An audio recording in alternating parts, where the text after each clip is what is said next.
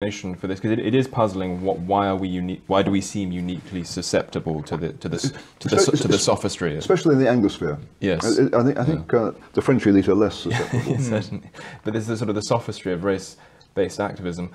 I suppose. I mean, it has a huge amount to do with the fact that whether we like it or not, over the last 50 years, the platinum tier of restricted truth in our society has been to do with anything around any kind of minority status. There is this sort of systematic fetishization of minorities, which is currently the culture of our woke, moralistic elite, and therefore, you know, there's a fear that were we to question these claims, we would be, you know, trampling on the sensitivities of minorities and all that sort of thing. We'd be racist. Indeed. Yep. But it also seems likely to me that one of the explanations for the fact that this is so prevalent in a country like Britain, I mean, we talked about Japan and the Philippines earlier. I think it would be reasonable it would be foolish to blame ethnic minorities alone for this culture. That's clearly not true. There are plenty of white people in our woke moralistic elite.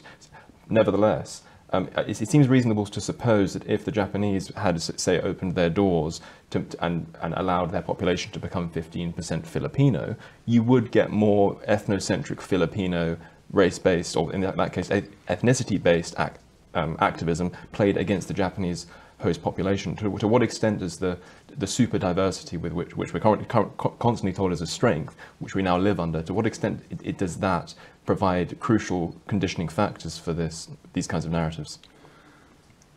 Yes, well, I think one of the explanations for the current dominance of the view that Britain is systemically racist and the decolonizing view is that in Britain certain activist groups whose raison d'etre is racial equality and who lose their raison d'etre if it's discovered that everything's fine. Everything's well. I mean, there are, as the Sewell Commission report demonstrated, in Britain there are disparate outcomes for different ethnic groups, but as Sewell very healthily demonstrated, the picture in Britain is not a simplistic, cartoonish contrast between black and white, with whites at the top and blacks at the bottom. First of all, there are a range of shades of non-whiteness, as indeed there are a range of shades of whiteness. Indeed. So we need to be more discriminate and to distinguish Chinese and Indians and East African Indians and West Africans and Caribbeans, because the evidence is the outcomes are different for different groups. And in Britain, the ethnic group that suffers most grievously in terms of outcomes are poor whites. So we have a complicated picture here, and as the Sewell Commission argued, there are a range of possible causes for these disparities, of which racial prejudice is just one. So when you come across a disparity, it is not reasonable immediately to conclude this is because of racism. There could be other reasons too. In fact, Tony Sewell, I remember over 20 years ago when I lived in Leeds, he first hit the headlines when, as a young lecturer, he went public in saying that one of the causes of Caribbean, West Indian, young West Indian Britons not doing so well has to do with an anti-intellectual youth culture among Caribbean Britons. So he identified part of the problem as within the culture of this ethnic group. That's the truth. But there are activist groups and there are people who have made their careers on fighting racism. And I mean, I hate to be cynical, but it does seem to me that particularly the way in which these groups, and I read responses to the Sewell report when it came out in March 21, I think. I read articles in The Guardian the Runnymede Trust, for example.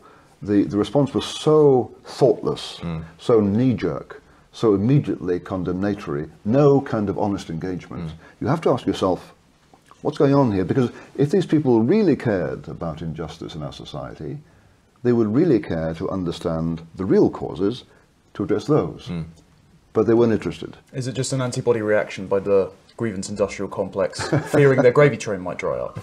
That seems to be the suggestion there. It seems to be a strong motivation. Yes. Yeah, I think that's right. But it's partly financial, no doubt. But it's also reputation, and people have built their identities around this.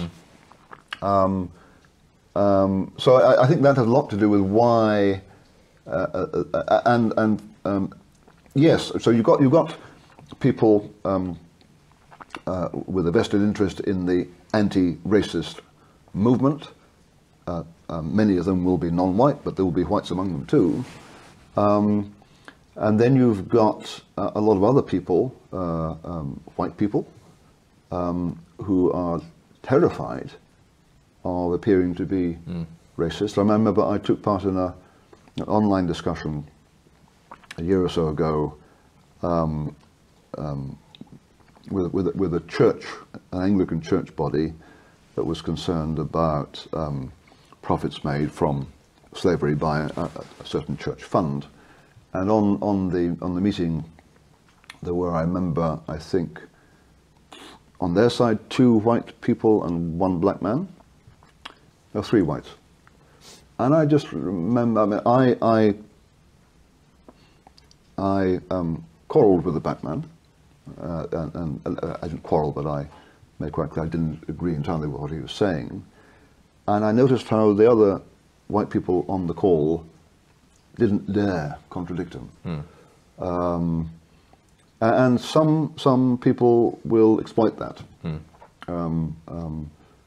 But it's been very. I've been encouraged. I was encouraged last year when 2 books were published by non-white Britons. To me, were Oladi's well-titled book, "This Is Not America," because I think part of our problem is we sometimes forget we're not American, and what applies to American racial relations does not apply here. The other was Rakib Ehsan's book, "Beyond Grievance: What the Left Get Wrong About Ethnic Minorities." Yes. Yeah. But both of them are effectively confirming the Sewell report's conclusions. Yes, they both take that view.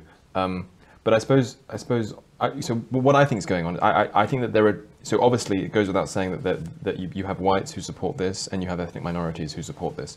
But I think that in general, again, only speaking generally, they tend to support it for different reasons.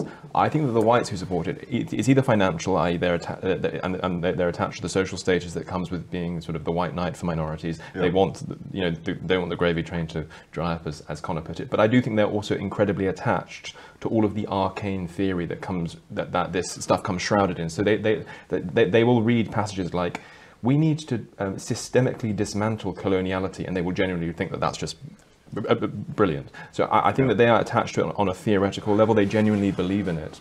I think it might also be a theological level. Well, indeed, yes. Yeah. So you mentioned Anglicanism there, and I think not only is the substitution of the conception of the British Empire been swapped out for the American Empire, as literally the world powers changed hands, but also the substitution for the egalitarianism of Christianity, that which was evangelized and aided in the alleviation of the slave trade throughout the British Empire, has been substituted for a sort of woolly liberal egalitarianism, a kind of hopeful blank slatism that anyone, if they just encounter prosperous liberalism and a liberal education, might, even the most ardent of jihadians might be able to be converted. And I wonder if that is why we're so uniquely vulnerable in the Anglosphere to subversion by bad faith actors who still abide by a sense of collective guilt. The best example of this I can think of is Julius Malema in South Africa is chanting "Kill the Boer," calling for white genocide, is likely to win the South African election. At the same time, the South Africans lead the charge on the International Court of Justice appeal against Israel, saying you're practicing collective punishment. Yeah. It's like they're weaponizing our own standard of not wanting collective punishment against us. This is exactly the thing. So the reason why Malema supports like radical black activism isn't because he thinks that he's got this universal moral theory which undergirds it. It's based on an unashamed partiality towards his own perceived interest as an ethnic in-group. So I think what you get is it's basically an alliance between whites who are genuinely morally and perhaps even theologically attached to this doctrine and tribalistic, ethnocentric minority leaders. And I would even include, not on the level of Malayan, but I would even include people like Sadiq Khan and Humza Yusuf in that. If you talk about the way in which, if you look at the way in which Humza Yusuf talks about the native Scottish population, if you were to substitute the word white for the word Jews for whites, it would belong in the pages of Der Stürmer. I think there's truth in what both of you say there. I mean, I think you're right, Harrison, that many of the white people who are susceptible to the narrative of white guilt do believe it. So I was told yesterday in the gym by a fellow who is studying zoology in Oxford, that apparently zoology is being decolonized because it's being said that, you know, when white Brits went out and brought back samples or animals or whatever, they were somehow stealing from native peoples, and we have to. I don't quite understand it, because my response to him was, yeah.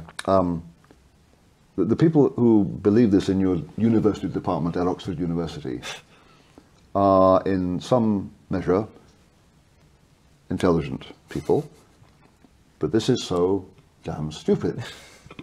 And his response was interesting. He used a German word. What does it mean in English? I've forgotten the second half of the German, so you're spared that.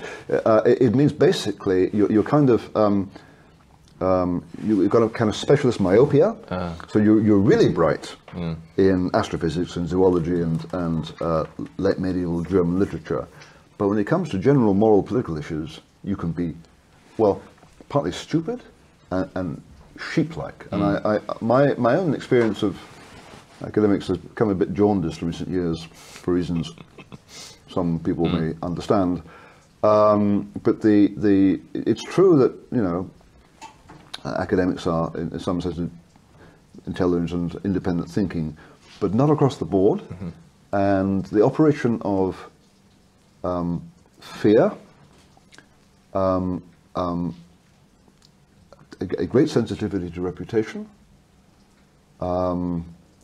among academics is very great, and so many of them will follow fashions, and if they don't quite agree with the fashion, they will bite their tongues and just hope it'll go away. It's interesting you said that he was going to use a German word there. It reminded me of when Douglas, not to keep raising his spectre, but in Think of Strange Death for Europe, he references the German term Drang nach dem Absolutum, the tendency for continental philosophy to drive towards the absolute. Engels wrote about this as well. He said that Germans have a radical profundity to make all totalizing structures. I think that's also something that maybe the British are weak on, the Anglosphere are weak on. It's the sort of idea that Burke puts forward, that the English are actually philosophically slow, they're not very ideological, and that they're content with their private stock of reason and inheriting traditions. We actually take people on good faith, we're quite considerate, we're quite sentimental. And so when someone actually does level a charge of discrimination against us, we do feel abhorrent towards it, unique to the other empires in history. I mean, the Assyrians weren't exactly taking charge of racism, were they? When they were piling skulls. So, We also have an honourable tradition of empiricism, which you would imagine might actually nip some of this in the bud fairly early on. But you would hope. You would hope.